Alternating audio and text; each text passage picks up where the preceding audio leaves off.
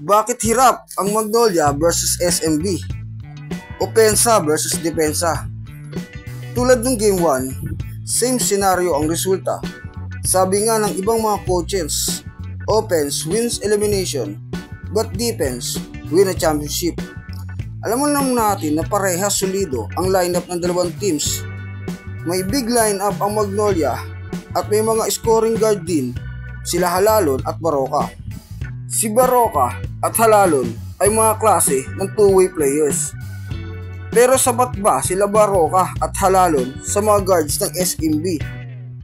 Or too much power talaga sa liga ang kasalukuyang lineup ng serbesa? Hindi lang para sa Magnolia, kundi para din ito sa ibang kupanan.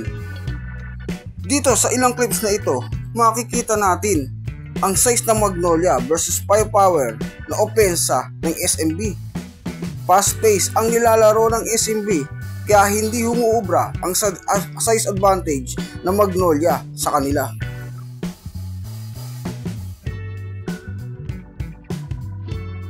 Ang mga big man ng SMB ay sina Abay at Boatwright.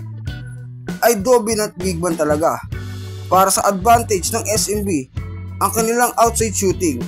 Napakahirap ng tapatan ng SMB pag ganito ang ilalaro ng mga players nila. Kumbaga, inside and outside attack ang ginagawa ng SMB versus Magnolia sa kanilang serye ngayon sa finals. Ito ang ilan sa mga clip kung bakit dinodomina ng SMB ang kasalukuyang final series nila sa Magnolia. Sabi nga ni George Gallen, hindi dead 5 ang SMB. Ang SMB ay dead 15. Ito ang ilan sa mga clip.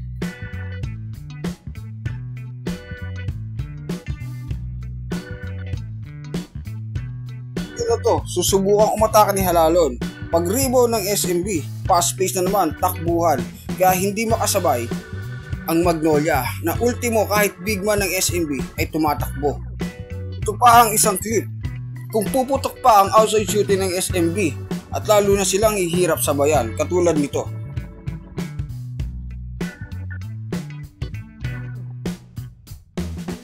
Ito pa ang isang clip. Kung napakahirap ng depensahan ng SMB sa half court, paano pa kung fast pace pa ang kanilang gagawin? Ang tanging susi ng Magnolia para humaba ang series na ito ay subukan nilang talunin ang fast pace ng SMB. Dahil kung susubukan nilang tapatan ang half court ng SMB na may Junmar Fajardo at Boatwright at may bench na Mawalaw Tautua at Vic Manuel, mahihirapan sila. At kailangan ding pumasok ng mga outside shooting ng Magnolia at gumana si Polly at Calvin Abueva. Ang klase ng depensa at pace na kailangan patakbuhin nila para makasabay sila sa SMB. Ito ang dapat gawin ng Magnolia.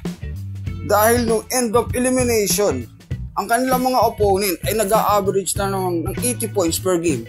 Pero sa serye na ito, ang SMB ay nag-a-average na 95.8% sa finals. Sabi natin, ang depensa ng Magnolia ay hindi gumagana kumpara sa firepower na dala ng mga serbesa.